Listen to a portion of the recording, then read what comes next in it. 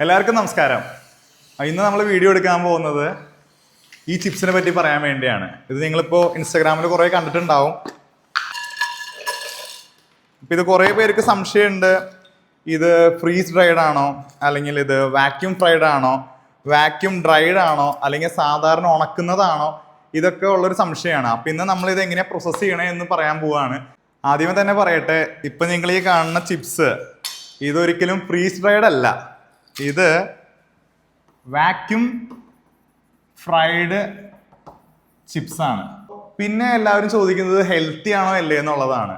ഇത് സാധാരണ ചിപ്സുകളെ വിട്ട് 100% ഹെൽത്തി തന്നെയാണ്. അതെന്തുകൊണ്ടാണെന്ന് ഞാൻ പറഞ്ഞുതരാം.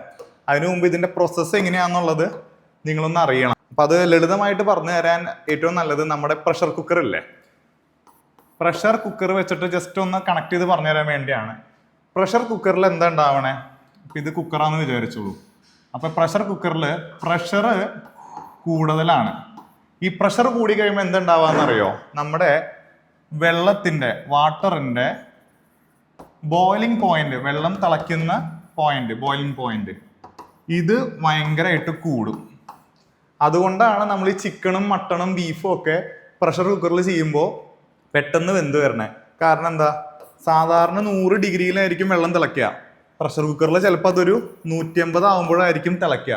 അപ്പം ഇത്രയും ചൂടുണ്ട് ഇത്തവണ വെള്ളത്തിന്, അല്ലെങ്കിൽ വെള്ളത്തിൻ്റെ ആവിക്ക്.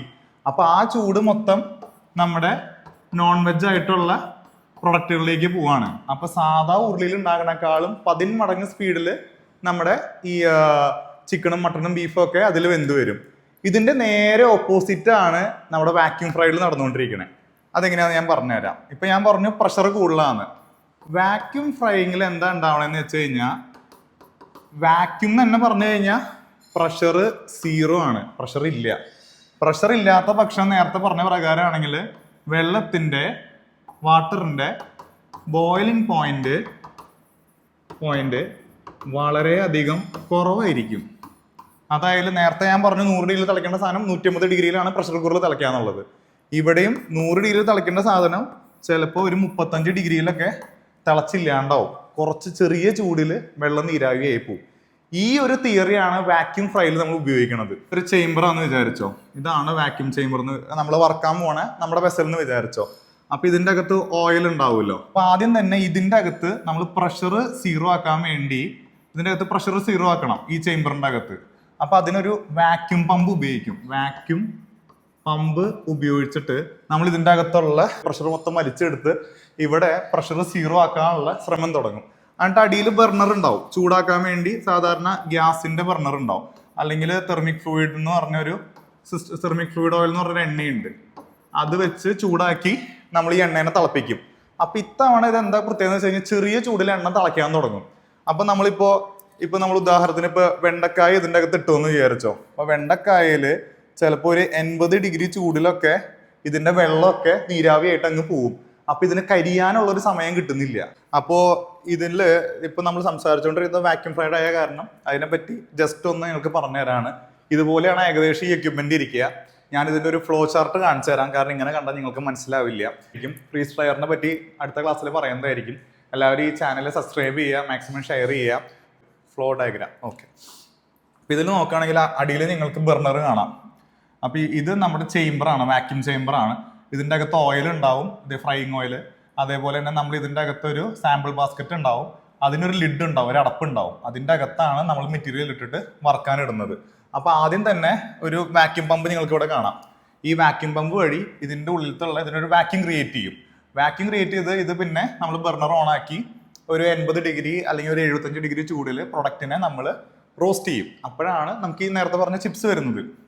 പിന്നെ അതിന്റെ നീരാവി ഉണ്ടാവുമല്ലോ, വറക്കുമ്പോൾ അതിന്റെ എന്തായാലും ഹീറ്റ് ഉണ്ടാവുമല്ലോ, നീരാവി ഹീറ്റ് ഉള്ളത് ജനറേറ്റ് ചെയ്യുമല്ലോ. അത് നമ്മൾ ഒരു കണ്ടൻസർ വഴി കണ്ടൻസ് ചെയ്ത് വെള്ളമാക്കി മാറ്റും. അങ്ങനെയാണ് ഈ അറ്റ്മോസ്ഫിയറിലത്തെ വെള്ളത്തിനെ നമ്മൾ ഇവാപ്പറേറ്റ് ചെയ്ത് ഇങ്ങോട്ട് കൊണ്ടുവരുന്നത്. ചിപ്സിലത്തെ ഉള്ള വെള്ളം ഡീഹൈഡ്രേറ്റ് ചെയ്ത് കണ്ടൻസ് ചെയ്ത് നേരെ ഇവിടെയാണ് കിടക്കുന്നത്. അപ്പോൾ ഈ കോയിലിലൂടെ ഇവിടെ കുറെ കോയിൽ കാണുന്നില്ലേ, അതിലൂടെ തണുത്ത വെള്ളം നമ്മൾ കൊടുത്തു വിടും. അപ്പോഴാണ് ഈ ചൂട് ഇവിടെ നിന്ന്, അല്ലെങ്കിൽ ആ ചൂട് നീരാവി വന്നിട്ട് കണ്ടൻസ് ചെയ്ത് വെള്ളം പോലെ ആവുന്നത്. ലളിതമായി ഇങ്ങനെയാണ് എനിക്ക് വാക്യൂം ഫ്രൈഡ് മെഷീനെ പറ്റി പറയാനുള്ളത്.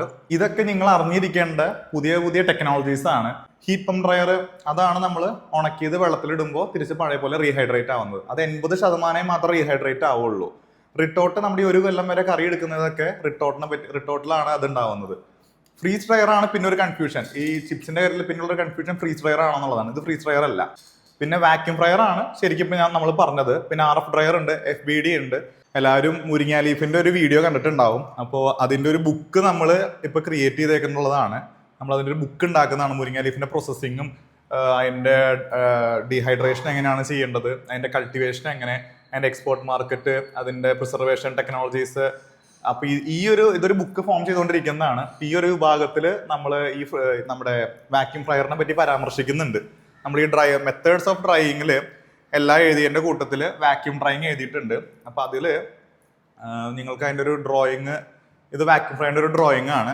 ഈ ബുക്ക് നിങ്ങൾക്ക് ആവശ്യമുള്ള ആൾക്കാർ, പർച്ചേസ് ചെയ്യാൻ താല്പര്യമുള്ള ആൾക്കാർ ബുക്ക് എന്ന് പറഞ്ഞൊന്ന് കമന്റ് ചെയ്താൽ മതി. അപ്പൊ ഇത് നമ്മൾ ഇവിടുന്ന് കോൺടാക്ട് ചെയ്തോളും. അപ്പൊ ഇതിൽ നമ്മൾ എന്തൊക്കെ കൊടുത്തിട്ടുള്ളതെന്ന് വെച്ച് കഴിഞ്ഞാൽ ഈ ഡീറ്റെയിൽസിനേക്കാളൊക്കെ അപ്പുറം ഇത് പ്രോസസ്സ് ചെയ്യുമ്പോൾ ഇപ്പൊ ആപ്പിൾ ഉണക്കി കഴിഞ്ഞാൽ 8 കിലോ കൊടുത്താലാണ് 1 കിലോ നമുക്ക് ഉണക്കി കിട്ടുക. അതിന്റെ ഒരു ടെമ്പറേച്ചർ, അതേപോലെ തന്നെ ആപ്രിക്കോട്ട്, ബനാന, ഡേറ്റ്സ്, ഇതിന്റെ ഒരു ഇൻഫോർമേഷൻ എന്നുള്ള രീതിയിൽ നമ്മുടെ ഇത്രയും കാലത്തെ എക്സ്പീരിയൻസിൽ നിന്നും നമ്മൾ കണ്ടിട്ടുള്ള ഫുഡ് കൺസൾട്ടേഷൻ നടത്തി കൺസൾട്ടന്റുമാർ കിട്ടിയ ഇൻഫോർമേഷൻ വെച്ച് ഫോം ചെയ്ത ഒരു ബുക്കാണ്. അതിന്റെ ഡാറ്റയാണ്. നിങ്ങൾക്ക് വീഡിയോ ഇഷ്ടപ്പെട്ട് കഴിഞ്ഞാൽ മാക്സിമം ഷെയർ ചെയ്യുക, സപ്പോർട്ട് ചെയ്യുക. ബുക്ക് ആവശ്യമുള്ള ആൾക്കാരെ ബുക്ക് എന്ന് പറഞ്ഞ് കമന്റ് ചെയ്യാം. Thank you so much.